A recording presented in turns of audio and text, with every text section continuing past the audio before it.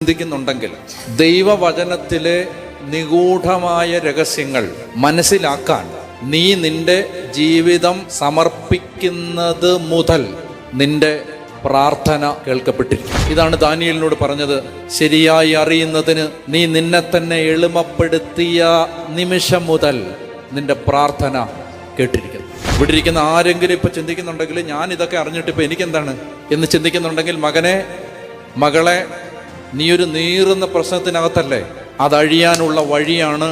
നീ ഇതറിഞ്ഞാൽ നീ അറിയേണ്ടതെല്ലാം ദൈവം നിന്നെ അറിയിക്കും. ചെയ്യേണ്ടത് ദൈവം നിനക്ക് കാണിച്ചു തരും. ദൈവം നിന്നെ ഇന്ന് ഇവിടുന്ന് ബ്ലസ് ചെയ്തിട്ടേ വിടൂ.